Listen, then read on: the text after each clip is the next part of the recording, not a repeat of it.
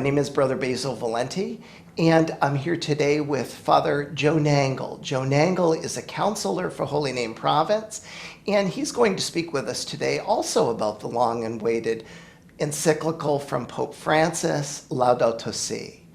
What I'm eager to hear is the connection to some of his background, the justice and peace background, where Joe is very much rooted, and tying that into the vocation ministry of Holy Name Province.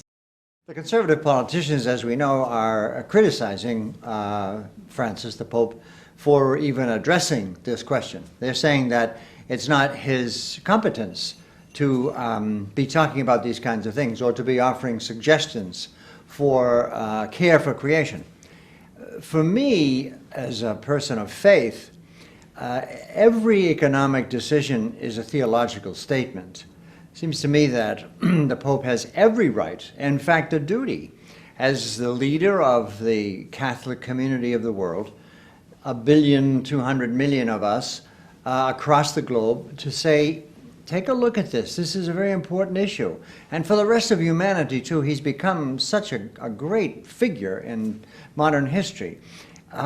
He has the right to do it. And as I say, when he speaks about this, he's speaking from a moral standpoint, from a biblical standpoint. He uses the Bible.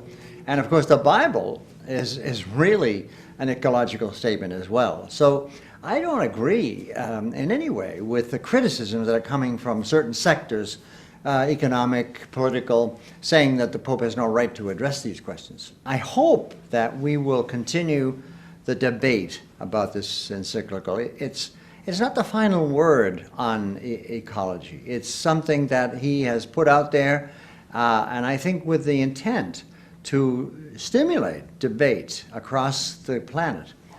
When you think about what he's calling for in this encyclical, he's calling for really a change in the way we do just about everything. He's really questioning the Kabbalistic system.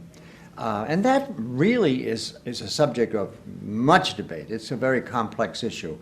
The New York Times called Francis a juggernaut, that he's kind of like a rock star who is talking about something very, very important.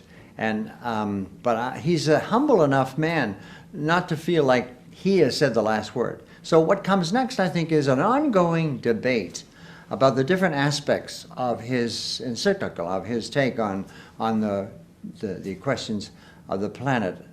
I think he's also saying that we have to look at the planet through the eyes of the poor. That's understandable. He comes from Argentina. He's someone who walked in the slum areas of that city. In fact, when he was the Archbishop of Buenos Aires, they said he didn't go to the wealthier parishes. He let other bishops do that. He let other prelates do that. His main interests were what they call the villas miserias, the miserable villages around Buenos Aires, the slum areas. That's where he found his challenge. So he looks at life from the point of view of the poor and how the destruction of our planet affects the poor in the very first place. Poor water, air, land. The poor suffer very much in the first place about that, and that's how he sees it. I think that's what we need to do too, to take a look at the threats to our planet from the point of view of the poor.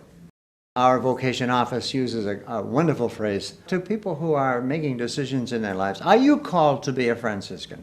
Do you think that God is calling you to be a Franciscan? Because if you are, you're going to join a group of people that is very, very immersed in this whole question of care for creation. When I was in college as a sophomore, I remember answering that very same question. But a Franciscan priest who was a professor at the university where I was, I said to me one day, why don't you put on the brown? Why don't you put on the Franciscan habit? Are you called to be a Franciscan? And I couldn't get that thought out of my mind. I couldn't get the question out of my mind. And that was the way I pursued this and became a Franciscan, which was probably the best decision of my life.